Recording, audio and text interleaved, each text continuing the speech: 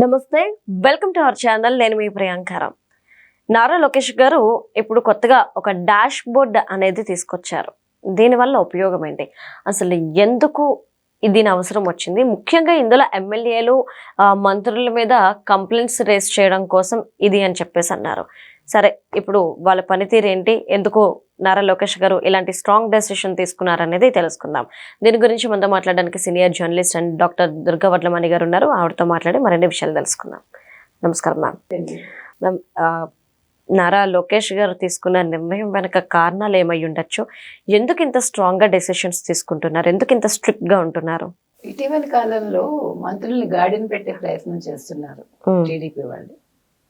So అందులో భాగంగా ఏమైతుందంటే 16 నెలలు అయిపోయిందండి కూటమి వచ్చి.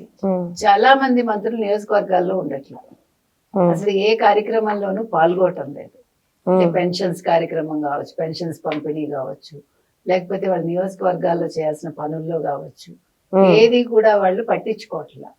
ఎవరి పాటికి వాళ్ళు హ్యాపీగా ఉంటున్నారు. అంటే మేము మంత్రులం అయిపోయాం, మేము ఎమ్మెల్యేలం అయిపోయాం, ఇంకా మాకు ఫికర్ లేదనుకుంటున్నారు.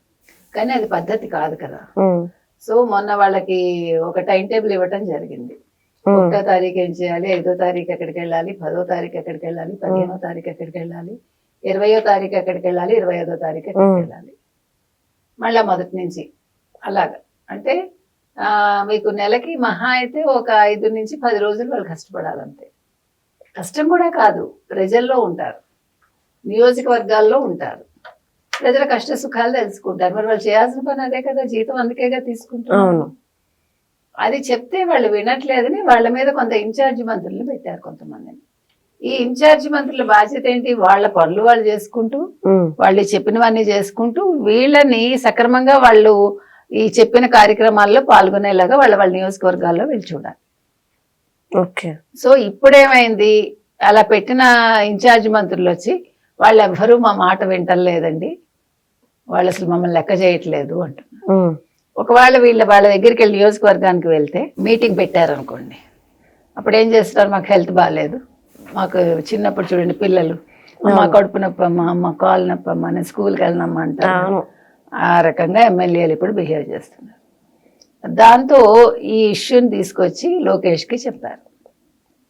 లోకేష్ అలాగా, సరే అయితే మీరు ఏమున్నా కూడా డాష్ బోర్డ్కి ఇన్ఫార్మ్ చేయండి, మీరు వాళ్ళతో మాట్లాడండి, వాళ్ళు ఏం చెప్పారో వినండి, వాళ్ళు ఏది వింటలేదో వినండి, అవన్నీ మీరు పాయింట్ వైజ్ రాసి డాష్ బోర్డ్కి తెలియజేయండి, కానీ మీ పని మీరు వదలకండి అని చెప్పారు.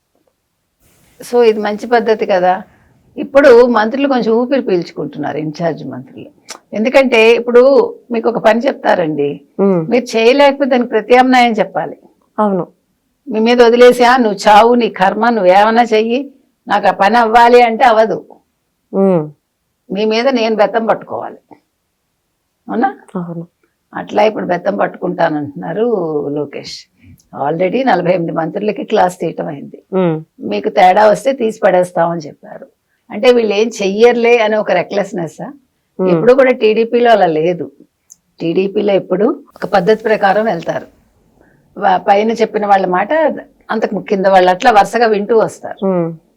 ఇది ఇప్పుడు కొత్తగా ఈ సిస్టమ్ వచ్చింది. అంటే ఈ కొత్తగా ఎన్నికైన వాళ్ళకి వాళ్ళు మేము ఎమ్మెల్యేలం అయిపోయాం, అయితే మేము మంత్రులం అయిపోయాం, ఇంకేముందిలే, ఎవడి మాట వినాలి, మనం ఎందుకు వినాలి, వినాలి పార్టీలో, వినకపోతే ఇంట్లో కూర్చుంటారు. కాబట్టి ఇప్పుడు చాలా మంచిదైందనే నేను అనుకుంటున్నాను. ఎందుకంటే ఇప్పుడు వాళ్ళు కూడా ఇన్ఛార్జ్ మంత్రులు కూడా విషయాన్ని చెప్పకుండా లోకేష్ కలా దాటేస్తూ వచ్చారు అనుకోండి.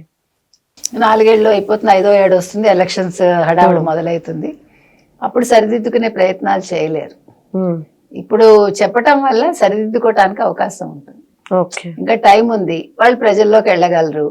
ప్రజల్లో వాళ్ళు ఇష్టం ఉన్నా లేకపోయినా ఒకసారి ప్రజల్లోకి వెళ్తే ఆ కిక్కు వేరప్ప అంటాడు చూడండి, అట్లాగా అప్పుడు వాళ్ళకి వచ్చి ఆ రెస్పెక్ట్ చూసాక అప్పుడు వాళ్ళకి అర్థమయ్యి వాళ్ళు ప్రజల్లో మమేకం అవుతారు. సో ఫస్ట్ మీరు గుర్రాన్ని నీళ్ళ దగ్గర తీసుకెళ్ళాలి, ఆ తర్వాత కదా నీళ్లు తాగుతుంది. ఇప్పుడు జరిగే ప్రాసెస్ అది. ఈ ప్రాసెస్ లో అటు ఇటు చేశారనుకోండి, చెన్నాకోలు పట్టుకునేది లోకేష్. అంటే ఇప్పుడు మంత్రులు వింటారు అని చెప్పేసి అనుకోవచ్చా, ఎమ్మెల్యేలు కావచ్చు? ఎందుకంటే ఇన్ఛార్జీలు చెప్పినప్పుడే వినలేదు. ఆల్రెడీ చంద్రబాబు నాయుడు గారు వార్నింగ్ ఇచ్చారు, తర్వాత లోకేష్ గారు వార్నింగ్ ఇచ్చారు, తర్వాత పవన్ కళ్యాణ్ గారు వార్నింగ్ ఇచ్చారు. ఇంతమంది వార్నింగ్ ఇస్తేనే మారని వాళ్ళు ఇప్పుడు సడన్ గా డాష్ బోర్డ్ పెట్టారు అనగానే మారిపోతారా? ఒక రోజులో ఎవరు మారరండి. It will take time. Okay, patience ఉండాలి, తప్పదు కదా. ఇప్పుడు మీరు పార్టీని నడుపుతున్నారు, ఏదైనా మేకల మందా గొర్రెల మందా కాదు కదా. కాదు కాదు. వాళ్ళకి తెలియాలి, అది వాళ్ళకి ఆ జ్ఞానం ఉండాలి. వాళ్ళకి ఆ జ్ఞానం ఉంటుందని అనుకుంటున్నామా? ఓకే, అలా కాదు నేను వేరేనంటే ఇంటికి వెళ్తారు, అంతే సింపుల్. ఇప్పుడు మీరు కాతే ఇంకోళ్ళు దొరకరా? మాకు దొరుకుతారుగా, రెడీగా ఉంటారు. ఇప్పుడు ఏదైనా ఉన్నప్పుడు విలువ తెలియదు, పోయాక తెలుస్తుంది. కానీ ఎందుకు మేడం ఈ ఎమ్మెల్యేలు గెలిచేంత వరకు ఒకలా ఉన్నారు, గెలిచిన తర్వాత ఎందుకు ఈ విధంగా ప్రవర్తిస్తున్నారు? ఎందుకంటే ప్రజలు వీళ్ళని గెలిపించుకున్నది వాళ్ళకి సేవ చేస్తారనే కదా. పాత ప్రభుత్వం కూడా ఈ విధంగా చేయడం వల్లే కదా వాళ్ళని ఇంటికి పంపించారు. ఎందుకు ఇది దృష్టిలో పెట్టుకోవట్లేదు? మనం ఇలా ఉండడం వల్ల మనకే నష్టమని అహంకారమా, లేదంటే ఇంకేదైనా? ఇక్కడ అది కాదు. వీళ్ళకి ఏమైందంటే, మీరు ఊహించని విధంగా మీకు ఒక బంపర్ లాటరీ తగిలింది అనుకోండి, మీకు డబ్బు విలువ వెంటనే తెలుస్తుందా? ఎందుకు తెలుస్తుంది మేడం? తెలియదు. వీళ్ళంతే, వీళ్ళు అనుకోలేదు నెగ్గుతామని. మీకు అర్థమైందా? ఈసారి వాళ్ళకి లడ్డూలాగా దొరికింది ఎమ్మెల్యే పదవో మంత్రి పదవో. అందుకని వాళ్ళు అది మా ప్రతిభ అనుకుంటున్నారు. మీ ప్రతిభ ఏంటో మీరు ప్రజల్లోకి వెళ్తే కదా తెలుస్తుంది. నిజంగా మీ ప్రతిభ ఉంటే వెల్ అండ్ గుడ్. ఆ ప్రతిభని కాపాడుకోవాలి. ప్రతిభ లేదనుకోండి, తెచ్చుకోవాలి. అట్లీస్ట్ నటించాలిగా. అంత ప్రతిభ లేకపోయినా కొంచెం బుర్ర పెట్టి మనం కొద్దిగా ప్రజలకు ఏం కావాలో చేస్తే ప్రతిభ తానంతట తాను వస్తుంది. అందుకని అది విషయం. అందుకని ఏది అప్పనంగా వస్తే ఇలాగే ఉంటుంది. ఈసారి వాళ్ళు ఊహించిన విధంగా ఇంతమంది నెగ్గారు. చంద్రబాబు నాయుడు గారి పేరు చెప్పుకున్నాం, పవన్ కళ్యాణ్ పేరు చెప్పుకున్నాం, లోకేష్ పేరు చెప్పుకున్నాం. మొత్తానికి పార్టీ 164 సీట్లు తెచ్చుకుంది. వైసీపీ మీద ఉండే ఎవర్షన్ ఇంకా బాగా తోడైంది. అన్ని కలిపి వీళ్ళు నెగ్గారు. ఆ విలువ తెలియట్లా. విలువ తెలిసేలాగా చేస్తారు.